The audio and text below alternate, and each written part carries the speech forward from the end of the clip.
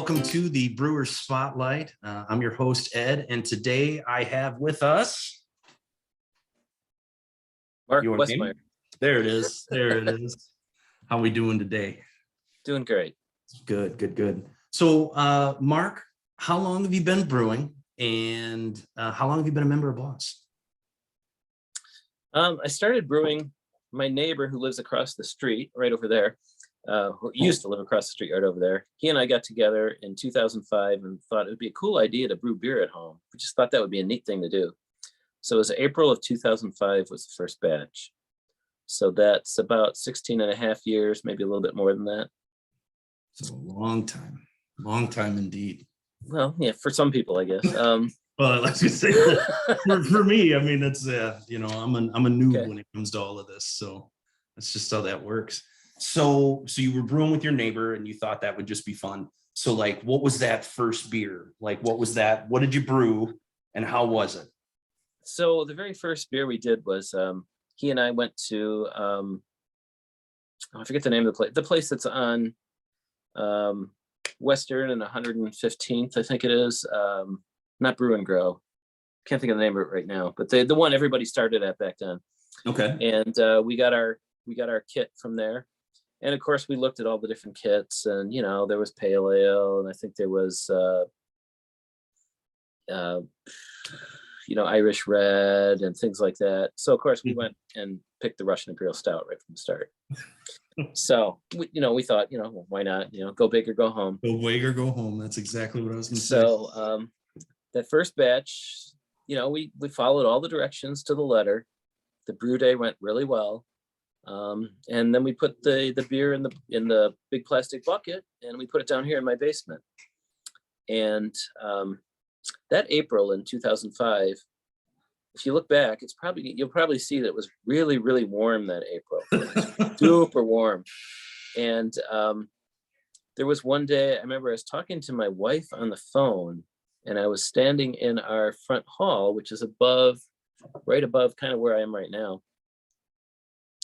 And I was talking to her on the phone. All of a sudden I heard a loud bang, and I could feel it in my feet, like something hit the floor. And at first I thought it was a truck outside or something. Oh no. And I eventually went downstairs and like, oh crap, the lid of the fermenter is nowhere near the fermenter right now. And it's just sitting on my workbench, and it's just open. So I know we were freaking out about that. And I know we immediately tried to get in touch with the person that sold us the kit and talked to him about it. And he was like, if it's fermenting that hard, you probably don't have any kind of infection. Anything that would fall in there, it would kill the active yeast in there. So we just cleaned up the lid, put it back on. It ended up blowing off, I think, a second time. But after that, it was good. Here, let me even show you a little show and tell. Oh, here we go. Here we go. I like this. Hang on a second. We're getting a tour of the underground Abbey here. I love it. So if I am showing you it correctly, you see a fluorescent light fixture with brown spots on it? Yes, I do.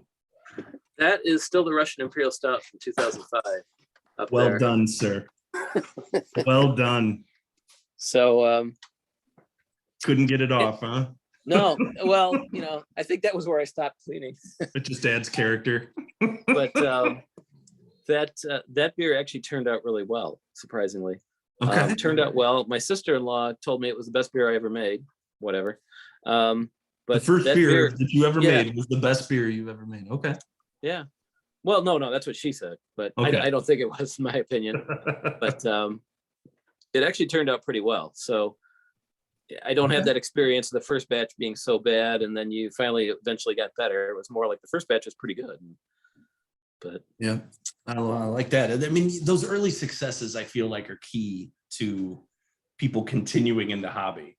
Like, if they don't have an early success, like in that first one or two batches, they're gonna walk away from it, because they're just gonna be like, I don't care for this, unless they're, they got grit and stubborn, really want that, really want to get it down. But those early successes are critical to me. So, well, I hear that story a lot, but if somebody really gets into it, then I think they'll keep going and they'll figure things out. Yep, that's yeah. But for that casual passerby that just, I think I'll try that. Yeah, it's a little bit easier to, no pun intended, it's easier to swallow when you have that initial success. So all right. So first beer, Russian Imperial Stout, and it was solid. That's good. I don't quite know you for your stouts and your porters and your dark beers. Well, we'll get into that in a minute. But what is your favorite style to brew? And then is it the same type of stuff you typically like to drink? Since, well, my neighbor moved away, and, you know, when we sometimes have some boss members over, I get some people in our basement drinking beers and stuff like that. But since otherwise, I basically have kegs of beer that I have to drink myself. So my favorite style to brew is my favorite style to drink, and that's a double IPA. Okay. West Coast style. West Coast style. So clear and bitter. That's Right. what we're going for. Right. Okay. Right. All right. What drew you to that? Pardon me? What drew you to that? Oh, like, overall. Well, I can remember when I really got into craft beer originally, probably this was like 2002 or 2003. Matter of fact, boss member Dick Van Dyke gave me my first Three Floyds beer ever. It was at a tasting at Family Liquors in Homewoods. Okay. And he gave me a taste of a hoppy beer that I liked. And then my neighbor and I got together and we went to Three Floyds. And this was back in the day when there was no tap room. There was no, there were just some plastic tables and just some folding chairs. And you just sat there and you could get a beer. And they were brewing Gumball Head at the time when I was in there. And I could just smell those Amarillo hops and stuff. And that was kind of where I fell in love with kind of hoppy beers. That was the start. And since then, just love beers that have a lot of hop aroma, a lot of hop flavor, and a balanced level of bitterness. So balanced level of bitterness. All right. Yes, enjoy them. I could see that. I could see that for sure. So, like, is that kind of your brewing philosophy? Are you looking more for balance, or are you looking for extreme hop? Are you looking for, like, I don't know, moderate malt to balance that? I mean, like, what would you say is your overall brewing philosophy? Like, what do you go for when you're brewing overall? I would say specifically for double IPAs and IPAs, my philosophy would be to brew something that's balanced, that has an extreme amount of hop aroma and flavor. That's what that would always be my target, I could say. All right. All right. Overall brewing philosophy, especially for somebody that's new, my suggestion would be figure out how you want to brew first. Like for me, I'm a little bit unusual that I like to brew in my kitchen, but figure out how you want to brew, like the method you want to use, figure that stuff out, lock it in, and then just brew the best beers you can from there on out. You know, keep tweaking things and keep figuring out ways to make beers even better, and just keep doing it. All right. What you talked about brewing in your kitchen. What's that favorite piece of gear, or that piece of kit that you like can't do without on brew day or bottling day or whatever it is? Like, what is that one piece where you're like, this is it, this is the best thing I have going? Like, what is that? Don't know if I have something specific to the kitchen, but I would say that kind of the best piece of gear I've gotten in the last few years, and the thing that I think makes my life a little bit easier, and I think is probably the best thing I've got going right now in the whole brewing process, is a little more show and tell. I finally got a stainless steel fermenter. Ooh, and that fermenter has made things a lot easier for me. It's more solid than some of the plastic ones that I've used. I got rid of glass just because of, fear of that breaking and the heaviness of it and that type of thing. And the stainless steel fermenter is much more solid than the plastic ones that I have. I still have quite a few plastic ones, but it's much more solid. Those handles on there, it's fairly easy to move around. I can still control the temperature pretty well as far as warming it up. That's probably my best piece of brewing equipment right now. All right. And then you kind of got into it a little bit with your advice for new brewers about how you would kind of have them dial in? Is that your piece of advice to new brewers, or would you have them push towards something else, like as a particular focus or that key piece for success for a new brewer? What would you advise? I would definitely suggest, first of all, don't get overwhelmed. Don't worry about things. Don't get overwhelmed, but focus on temperature control during fermentation. To me, that was the biggest thing, the biggest way you can impact your beer and really separate yourself from somebody that makes something that's drinkable versus something that's wonderful, I think is really controlling that fermentation temperature. Okay. I'm assuming that you've already got sanitation figured out, and you've got a recipe to brew from, and the recipe's probably solid. So assuming you already got that going, the fermentation temperature control is probably the next most important thing. Okay. All right. I like it. So now we get to the part of the interview, my favorite part of the interview, where we get to share a beer. So I have this one here in my glass, and it is one of yours. And I was hoping you could tell me a little bit about it. So please. Okay. Now I'm assuming, since you didn't say it yet, I'm assuming you mean Fireside Chat. That is correct. Okay. That is correct. So Fireside Chat, which is barley wine, is it English or American barley wine? What do you call it? It would have to be called an American barley wine because of the hops that are used for it. Okay. But so I guess going back to the original version of Fireside Chat, so the one you and I are both drinking is a barrel-aged version that you, I, and others made, and we aged in a barrel at your house. Mm-hmm.